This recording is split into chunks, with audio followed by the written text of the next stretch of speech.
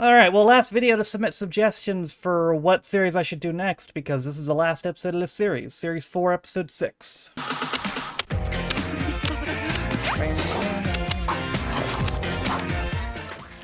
Oh! Whoa, what happened? Audio dipped and it came back. Good evening, and welcome to TV Burp. After a rumour that Abby Titmuss might be single again, the boys from the Bill weren't wasting any time. Abby! Abby! Abby! Billy Connolly prepares for his world tour. Whoa. Well, it's back. I'm a celebrity. Get me out of here. Oh, Let's boy. have a look at some of the top names who are aiming to relaunch their careers. Paul Burrell, of course, the royal butler. Janet Street Porter off live TV. Huggy Bear off Starsky and Hutch, yes. Huggy Bear. Natalie Appleton from All Saints, yes. Nancy Sorrell. Vic Reeves' wife, of course, yes. Anyone? Yeah, I don't know, Used to what? Used to sing with Travis. He used to sing with Travis. No, of course, the former bodyguard of Westlife, of course. Got it. No, I missed How's that a Joe celebrity? Pasquale. Here he is at home. Oh. That's about it, really. Those ornaments, what, is he still living with his nan? Eh? Natalie, though, eh? Here's a bit of Nat from early on in the week. Please come and get it, please, somebody.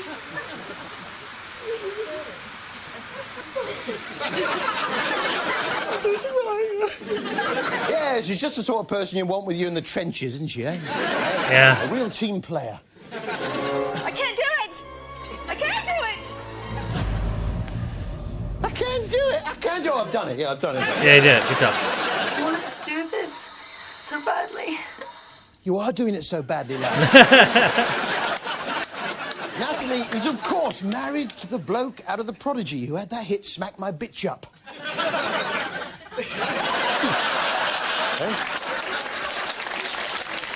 Fuck. Paul Burrell, though, eh? Everyone wants to talk to him about Princess Di. The minute that Janet opened those floodgates, everybody wants to ask a question. But I don't really want to talk about that very much. It's not about... This isn't about the monarchy or anyone else. It's about Paul Burrell. I don't want to talk about it. I don't want to talk about it. Oh, very well. My Princess Diana stories are £50 each. Yeah. My Charlie stories, they start at 25. I've got some lovely ones about the princes. They're £12 a piece. Or if you're a bit short, I could dish the dirt on Lord Freddie Windsor for £5. And another thing, where did he get those muscles? It's from carting all that stuff up into the loft. Eh? Where'd he get the hat? It's the cops. Quick, everything back up into the loft. Maria, get that frock off. Give it to me. I like the way they just referred to Antonio Fargas as Huggy. Like he's done nothing since 1978. I guess not. I'd like to see nicknames for all the celebrities. Yeah, well, we've got some here, look. There's Huggy. There he is. We've got Janet Street Porter, of course we call Gobby. There's Brian, look. Druggy. Oh. There's Joe Pasquale. Squeaky. There's Nancy Sorrell, of course. Wifey.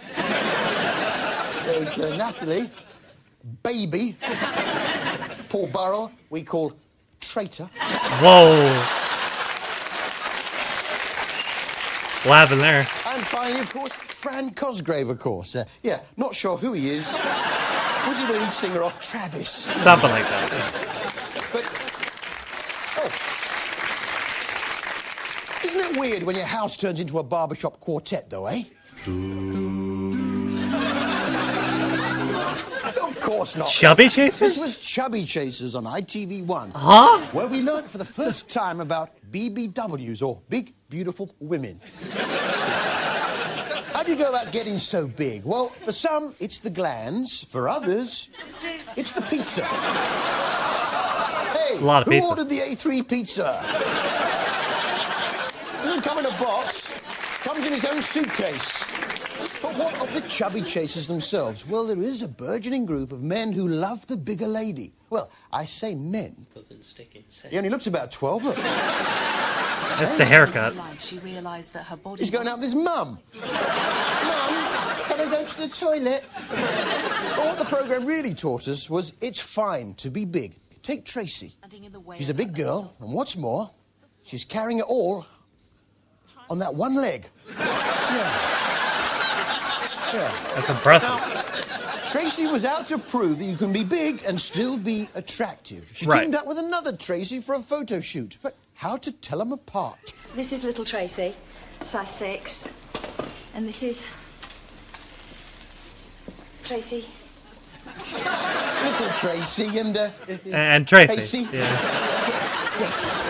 Yeah, say what you're gonna The two say. Tracys together, though, they remind me of a famous double act. What's its name? You look like Morecambe and Wise.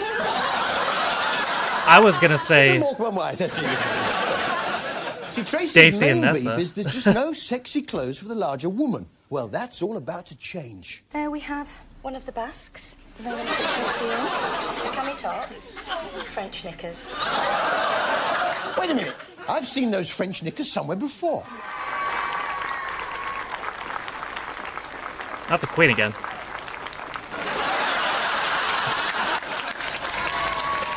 Nice. After the success of Little Britain, Brian Sewell jumped on the bandwagon. He do be zooming. I'm a lady! This was Brian Sewell's Phantoms and Shadows, the story of Rolls-Royce cars, and he fancies himself as Brian. I am a great, noble, powerful machine. You're an annoying knob. He can talk about them, but can he drive them? That would be a no. Yeah, you failed on two things. First was your clutch control, and second, you're an annoying knob. With a little help off of my friends now, and last week it was the turn of Kerry McFadden. Kerry's task was to build a children's playground at Alderhay Hospital. Welcome to Alderhay Hospital. You can't treat people there, it's a building site. Get your priorities right. Before you start building the playground, maybe you should put up a couple of wards. Kerry and her old school chums get to work on building a sensory garden. Sensory garden? What's that exactly? Sensory garden is just when you can go outside, sit and chill out somewhere, got different smells around you, different surfaces like there. You've got pavement, haven't you? Like paving slabs, and you've got grass and you've got different colours. Well, isn't that pretty much any garden? We had what I call a sensory garden last week on Wife Swap. Oh no, not again. Ah, damn it.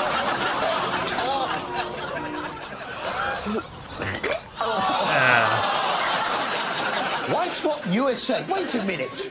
What's this? They take the format of the great British show Wife Swap, winner of the best factual show at the National TV Awards. I didn't even know it was a British show, to be honest. They take the nation's favourite factual programme, Wife Swap, flog it to the Yanks, and if that's not bad enough, they then broadcast it over here on Channel 4. That sounds like the kind of same shit we would channel invent, that I'm not showed the gonna lie. British version.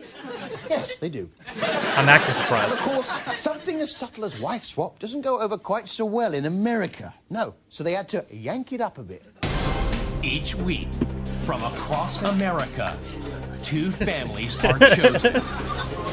In the first week, the wives live by the rules of their new family, however different they may seem.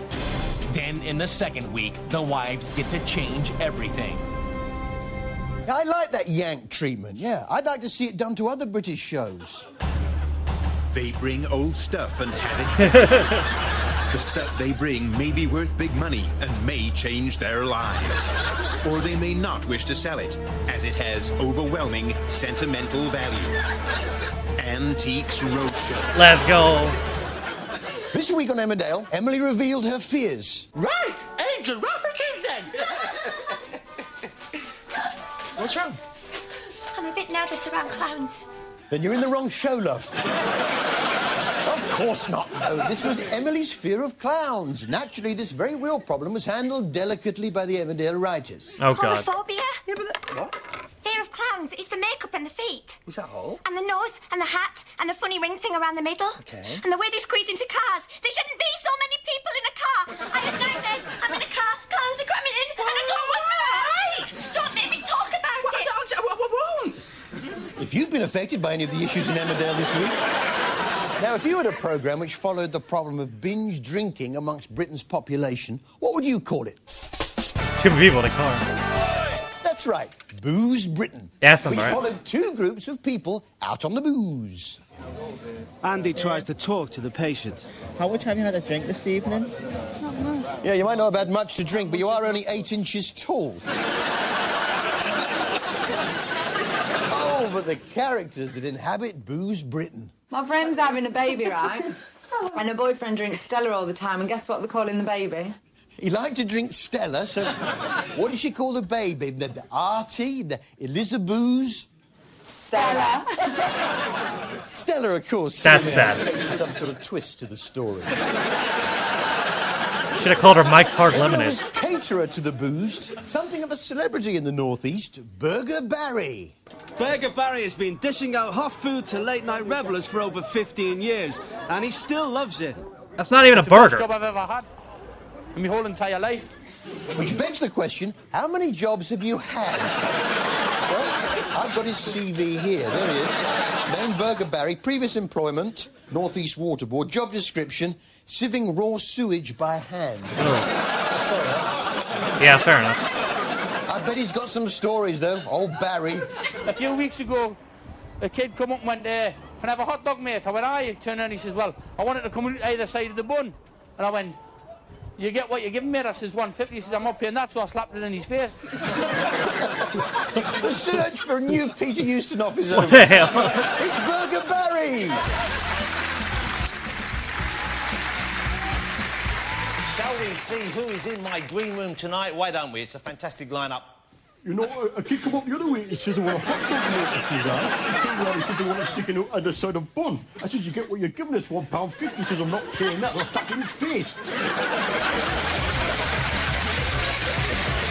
Oh, no. The Frank Skinner shit.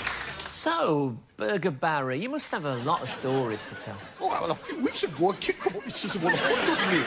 I went, aye. He turned around, he says, I want it sticking out either side of bun. I said, you get what you're giving us, £1.50. He says, I'm not paying that. So I slapped in his face. Now, our next guest has been serving fast food to boozed-up Geordies for over 50 How do you... Northeast, please welcome Burger Barry. What a real woman. Well, you didn't always sell burgers, did you? Well, no. I used to hand sift sewage for the water board. I tell you, that was the second best job I'd had in my entire life. Right, OK. Now, you brought some of your fare, some of your food with you. Could you just talk us through it, please? Yeah, well, that's like a burger. That's a burger, see, that's got a burger in it. And that's a cheeseburger. It's like a burger, only it's got cheese in it. And that one there, that's a hot dog. Oh, I prefer mine, you know, sticking out at both ends.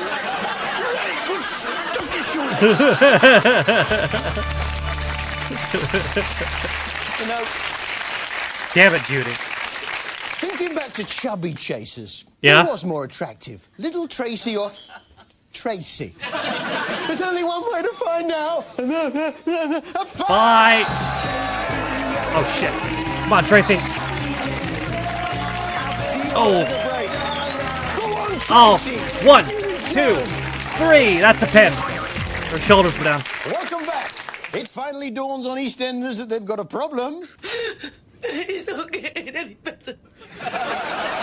It's getting worse. And if you were wondering what happened to Anne Robinson's old face, Sharon Watts has got it. Bruh. Julie offered us his Bruce Forsyth impression. You've done the right thing, Miller boy, the right thing you have done. You've done the right thing, Miller boy, the right thing you have done. Is it me, or is Bruce Forsyth looking more and more like Basil Brush? Yeah. Boom, boom. Which brings us to our They sound the TV same, too. Expert of the Week. TV Expert of the Week. And there it goes. Flash over. Anybody in there right now is dead. Well, I'd think so. You know, sometimes you suspect that a friend has maybe had a little too much coffee. Telltale signs. You know, just feel like... Yeah, maybe go for the decaf next time. Yeah. This was my favourite programme at the moment, Channel 4's The Haven, the story of not again. Findhorn Centre for Alternative Lifestyles. And this was Daisy, head cook at the Haven's restaurant, who likes to dance whilst uttering life-affirming chants. Likes to dance and chant life-affirming messages. Yeah, I was a bit like that when I had scabies. I just couldn't seem to settle. Down at Findhorn, they've got a Scabies, sort of theme rabies. park. And we also have a little place just in the back over there called Placenta Park. I bet that's a nice place for a picnic. Placenta Park. That's not the same as Centre Parks, is it? Yeah, stay off the water slide. Violence of all kinds is discouraged at Findhorn. You can't even put down a mousetrap. I have developed a mousetrap. What happens is, the mouse walks up there, goes in there, peanut butter on the end here, goes up there, falls in, and falls in there. Water for it, nuts, and bedding. Yeah, good luck with that. That's a mouse house, huh? You just catch a mouse in it. It lived for quite a long time. No, it lived for half a day. And then it died. And then it died. Yeah. We think that was because he didn't have any bedding at that time. Yeah, he died from Yeah. lack of bedding. That was it. In some ways, it seems suddenly even more inhumane than a regular trap. No, at least they don't suffer. Unlike his mouse, lands in the plastic container, thinks, first job, go to bed. He changes into his little pyjamas. He brushes his teeth. He looks round for his bedding. Nothing. Not even a little piece of straw or shredded paper. He lies down. He puts his little paws under his head as a pillow and cries himself to death. So, I've got hold of the Findhorn Mousetrap Mark II. Look. Here it is. This is the Mark II. Right? Whoa. OK, so here's the main entrance hall. There we are. We saw that earlier. And that opens into the chill-out zone. There we are. A CD player. Playing mainly whale noises, that one. A few little scatter cushions. Right? And then that leads along to the bedroom. There we are, it's the bedroom, double bed. A little Corby trouser press there. A mini bar, it's got lots of nice little pieces of cheese in it. What? And that leads to the ensuite facility. And there's that. Oh! Oh, God. What's this? A mouse committed suicide, pinned to his chest a tiny note. What's it say? Yeah, let's have a look. I had to end it all. The reason, no tea and coffee making facilities in the room. Damn. Back to the drawing board. Yeah, Mark 3 incoming. Coronation Street. And this week, Dev and Sunita had her mum and dad over for a quiet curry. So what were you two talking about? This and that. Of course, the problem with the curry, it's very nice on the night, but you pay for it the next day. They're fine. Of course not. This was Maya's revenge. Whoa. All 7 shops blown up, and they all happen in the same way. Sunita, the alarm's going off at the airco shop. I'm going to have to go and check it out. Don't go being a hero. Listen, don't worry, darling. It's just a cat that's climbed in through a window or something. Alarm's going off. Fair enough. Might be a cat. Better go over the shop then.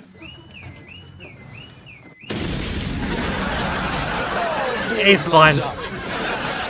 I mean, if the burglar alarm was to go off in another shop, maybe phone the fire brigade. Would you mind coming over? The alarm's gone off. The alarm's going off. Let's get down the shop. Might be a cat. But hats off to Sunita, who brought to the role a depth of expression that had hitherto remained hidden. Whoa.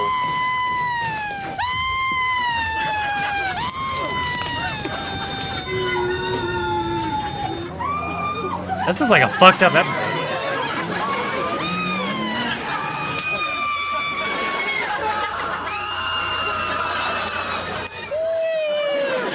What's that, Sunita?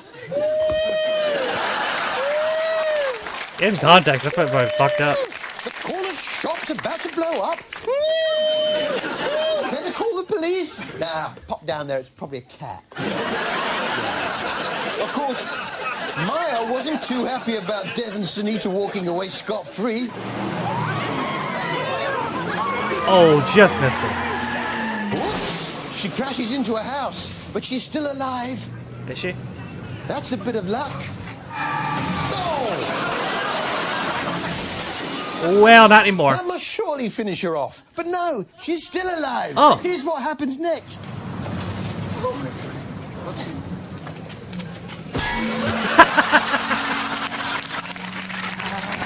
What? Oh, well. Darth Maul.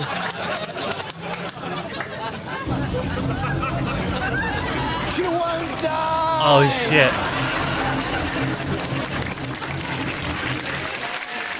Get out of there, dude. The last in the present series of Alan Titchmarsh's British Isles. More, please, BBC. And as it was the last episode, Alan felt he ought to give us a little lesson about how to look after this great country of ours. The British Isles are a special place. I mean, just look. We live in the most beautiful group of islands with a matchless variety of plants and animals and scenery. And whether your little landscape is down in the town or out in the open countryside, don't just sit there and look at it on the telly. Come out here, smell it, touch it, feel it. Don't assume he hasn't got a telly. I mean, the country he describes, that's not the country I know. Roll it again, and let's make it a little more realistic. The British Isles are a special place. Oh, come on. We live in the most beautiful group of islands with a matchless variety of plants and animals and scenery. And whether your little landscape is down in the town or out in the open countryside, don't just sit there and look at it on the telly. Come out here, smell it, touch it, feel it. Get up close to it and among it, and you'll learn to love it and to care for it. Well, that's all we've got time for. Good night. Wow. So instead of a performance, that series ended with Harry killing Alan Titchmarsh and then himself. That's a hell of a way to end a series. Yeah, at least I don't have to listen to that lady retch about dog poop anymore. Good lord. Can't believe they brought that back into this. So yeah, last chance to suggest episodes. We'll start a new series probably at some point later this month. But I'll probably want to go back to the later series. But I'm open to newer series. I also, if you want to see the pilot episode, because I hear it's like way different, even more different than this, let me know, because I'm down to do that too. I may do that and then start another series, to be honest. I may do the pilot episode next. We'll see. But that is it for me today. Thank you guys for watching. If you liked the video, be sure to leave a like. If you didn't like it, don't. If you want to follow any of my social media links, they're all in the video description, as well as names on my Patreon. So you didn't know you could be a patron on me for as little as $1 or £1. And you get extra direction videos, as well as reading comments up daily, sometimes more. For all being said, though, my name is Tafford Stein. It's been my 30, I think it's 34. I just checked. Direction to Harry Hill's TV Burp, and I'll see you guys next time. Bye.